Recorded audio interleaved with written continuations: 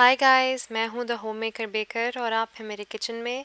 आज हम कोई रेसिपी नहीं बल्कि फॉन्डेंट की टेक्निक्स सीखने लगे हैं जो कि मैं आपको बनाना सिखाऊंगी आपके घर में मौजूदा चीज़ों के साथ।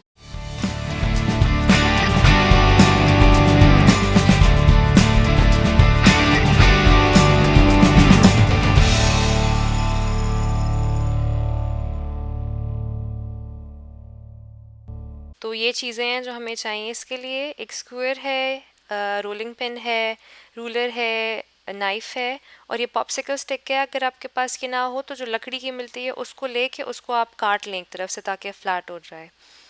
तो उसके अलावा फॉन्डेंट है और कॉर्न स्टार्च है। तो चलें, लेट्स गेट टू इट। सबसे पहले तो जो आप फॉन्डेंट ले रहे हैं बनाने के लिए उसको आप हमेशा यूज़ करने से पहले नीट करें, उसको गूंद लें थोड़ा सा ताकि वो सॉफ्ट हो जाए, क्योंकि फॉन्डेंट जो है वो बहुत सख्त हो जाती है विद टाइम। यहाँ मैंने अपनी फॉन्डेंट बेल ली है। मेरे पास सिलिकॉन रोलिंग पिन है, अगर आपके पास नहीं है तो उसके बगैर भी बन सकता है। तो इसके लिए वुड ग्रेन टेक्सचर के लिए आपको कुछ भी नहीं चाहिए, सिर्फ एक टूथपिक या एक स्क्यूर की ज़रूरत है, जिसकी मदद से जो है हम इसके ऊपर टेक्सचर या पैटर्न ड्रॉ करने लगे हैं।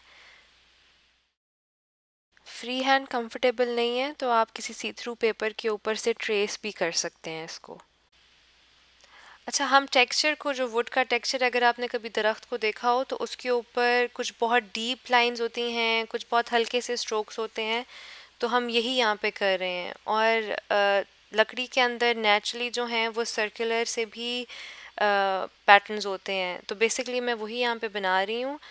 आप अपनी सारी लकड़ी को, बेसिकली अपनी सारी फॉन्डेंट को इसी तरह वुड टेक्सचर देंगे। कहीं से आप ज़रा ज़्यादा डीप मार्क्स लगाएंगे, कहीं पे आप बहुत हल्के हाथ से लगाएंगे, जब तक कि आपकी सारी की सारी फॉन्डेंट कवर नहीं हो जाती और जब तक कि आप रिज़ल्ट्स के साथ सेटिस्फाई नहीं होते। बहुत आसान है, आप एक आध दफ़ा बनाएंगे तो आपको आइडिया हो जाएगा। अच्छा, यहाँ पे आप देखें कि मैंने पहले ज़रा डीप कट्स लगाए हैं, डीप मार्क्स बनाए हैं। अब मैं हल्के हाथ से भी बीच में स्ट्रोक्स दे रही हूँ। तो बेसिकली इसी तरह आपने सारा जो है वो अपना बना लेना है। ये देखें कितना अच्छा सा हमारा वुड ग्रेन टेक्सचर तैयार हो गया है।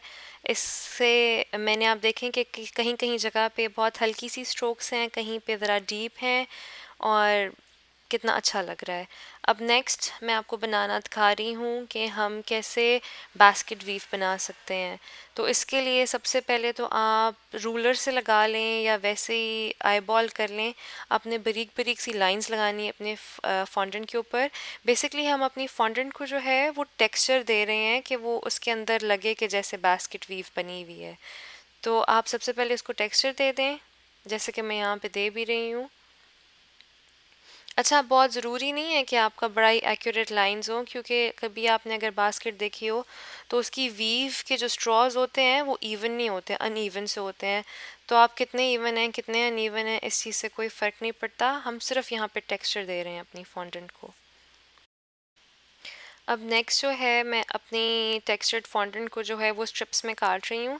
मैं क्योंकि डेमोन्स्ट्रेशन दे रही हूँ आपको और किसी केक के लिए नहीं फ़िलहाल बना रही, इसलिए मैंने सिर्फ अभी यहाँ पे छोटी छोटी सी 3-4 स्ट्रिप्स ली हैं ताकि मैं आपको दिखा सकूँ कि आपने कैसे बास्केट वीव करनी है। तो बेसिकली आपने ऑल्टरनेट जो है ना करके अपने स्ट्रिप्स को रखना है। आप एक लेयर बनाएंगे ऑल्टरनेटिंग, उसके बाद जब उसके बाद नेक्स्ट लेयर बनाएंगे तो आपने जो पहले पैटर्न फॉलो किया है आपने उसका ऑल्टरनेट करना है। अब देखिए, मैं आपको दिखाऊंगी यहाँ पे कि आप किस तरह बनाते हैं बास्केट वीव को। तो जो स्ट्रिप हमारे पास पहले नीचे थी वो अब ऊपर चली जाएगी और जो ऊपर थी वो अब नीचे चली जाएगी। आपने ऑल्टरनेट रखने हैं अपने सारे के सारे स्ट्रिप्स। और ये देखें कितना अच्छा बास्केट वीव पैटर्न बन गया है हमारा, वो भी बगैर किसी भी टूल्स के।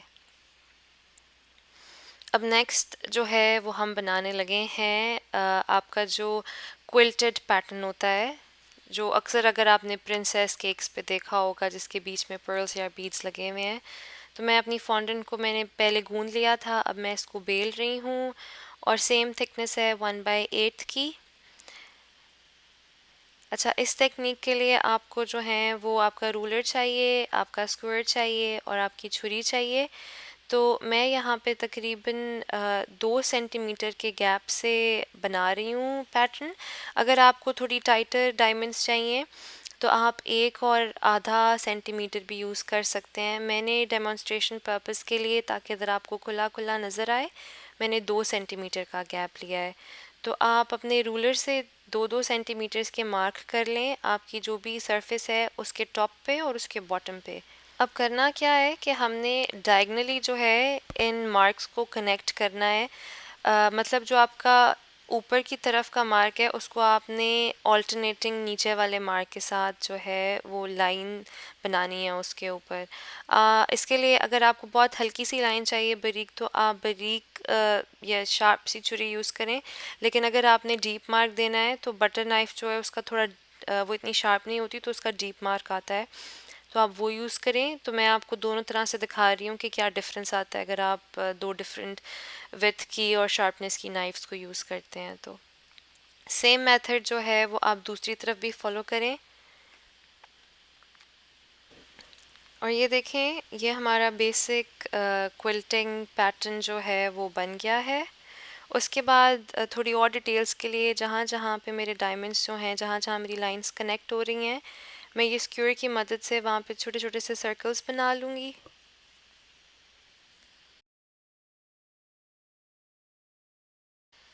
इसके बाद इसको मज़ीद टेक्सचर देने के लिए और डायमेंशन देने के लिए मैं इसके ऊपर जो आपका स्क्वायर है या टूथपिक है उसकी पॉइंटी साइड से मैं लाइंस बना रही हूँ, ताकि ज़रा ज़्यादा अच्छी लुक आए, ज़रा ज़्यादा क्विल्टेड लुक आए। तो ये आप आपके जितने भी आपने सर्कल्स या डॉट्स अभी लगाए हैं उनकी चारों तरफ जो है आप इनको जो है ना लाइन लगा लें स्क्वायर की मदद से। तो ये देखिए, हमारा बेसिक पैटर्न जो है वो तैयार हो गया है। अब हमने क्या करना है कि जो हमने ये सर्कल्स बनाए हैं, जो हमने इंडेंटेशंस दी हैं स्क्वायर की मदद से, आपके पास अगर एडिबल पर्ल्स हैं तो आप वो इसमें लगा लें। नहीं तो आप अपने किसी भी कलर की फॉन्डेंट, मैंने वाइट ली है, उसके छोटे छोटे से बॉल्स बना के आप वो इसके ऊपर लगा लें, ताकि ऐसा लगे कि जैसे पर्ल्स बीच में लगे हुए हैं।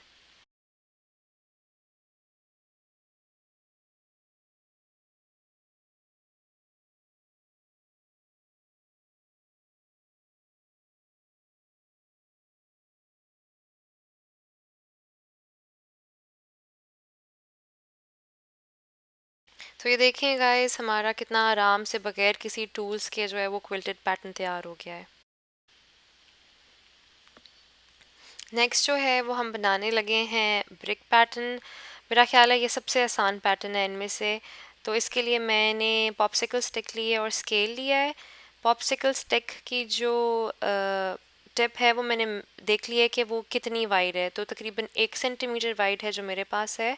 तो अब मैं क्या करूँगी कि मैं अपनी टूथपिक से या अपने स्क्यूर से 1 सेंटीमीटर के मार्क्स लगा लूँगी अपनी फॉन्टेंट के ऊपर। उसके बाद मैंने छुरी ली है यहाँ पे, और मैं वर्टिकल सॉरी, यहाँ पे वर्टिकल लग रहा है लेकिन हॉरिजॉन्टल भी हो सकती हैं, तो मैंने यहाँ पे लाइंस लगाई हैं।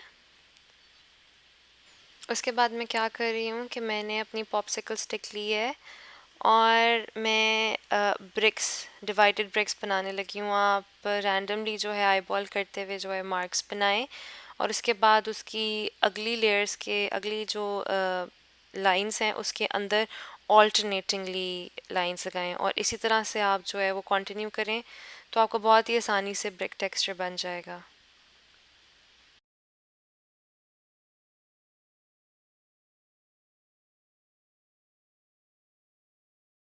तो ये थे हमारे बहुत ही आसान 4 टेक्सचर्स या पैटर्न्स, जो कि हमने बग़ैर किसी भी स्पेशल टूल के बनाए हैं। बहुत आराम से बन गए हैं। आप लोग भी घर में बनाएं, अपने केक्स को डेकोरेट करें और मुझे बताएं कि कैसे बने।